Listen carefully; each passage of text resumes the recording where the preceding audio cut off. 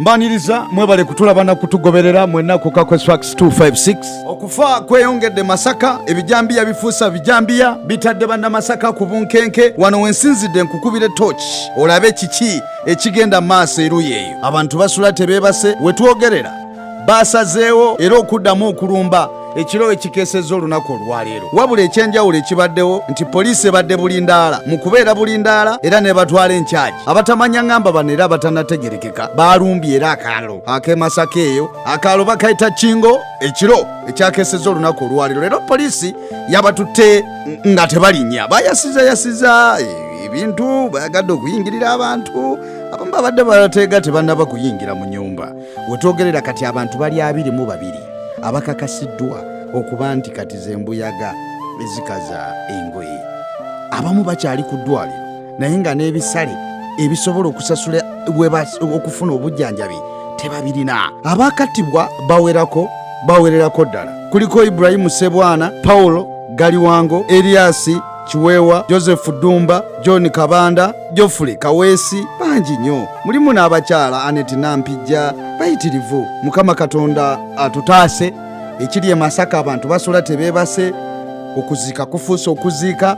Naye bannamagye okuva mu nkambi y'e Kasijjagirwa eduumirwa Deusi Sande bakwataganira wamu oboolyawo ne poliisi okusobola okulaba nga bagumbulula wamu n'okutaasa abantu abasula nga tebeebase.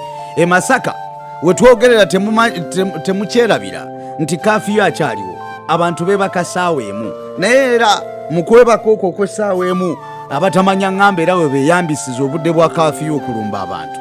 Ate nga ffe bwe twebaka mu nnyumba tuba tusuubira ebitongole ebikuumaddembe okubanga bijja kutukuuma ffe nga twebase, kubanga obuvunaanyizibwa bw'ebitongole ebyo kukuuma abantu na bintu byabwe. Wano nno wensabira n'enkuba omulango gutakungula. Bwe tuba nga tusobola okuba n'enkambi ennamba ey'amagye esobola okusituka, sigambye nti oba oli awo kyekiyinza okukolebwa mu kaseera kano, naye okukuuma ekyalo ekiramba ku ggye lyemmanyi ery'eggwanga ne poliisi kyangu nnyo, era kisoboka okulaba ng'akaalo konna kazingibwako oba ne kateekebwako ebyokwerinda eby'ekika ekyawaggulu. Wakiri enkambi yonna esituka, bwe ziba mamba zisituka, abantu abafudde bawera. Nze ndowooza twandibadde tusitukiramu mu bwangu embeera nga tennasajjuka, kuba kati mu mwezi gumu okulaba ng'abantu abasoba mu 2 bafudde, ekyo ekintu kiba kisuuse we twandikomye. Twaligambye nti oba babbi naye ogenda okulaba ng'oli bamutta naye nga batutte ekintu kyonna, ne bwaba ku pikipiki bagirekawo.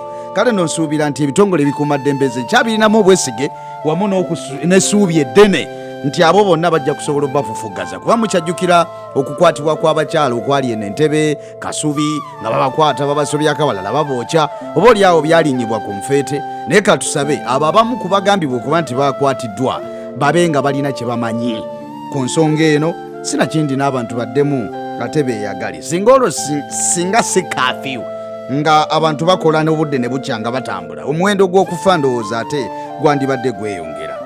Ndowooza mu ngeri eyo akola ekisoboka ate mu bwangu embeera esobola okulaba nga edda mu nteeko.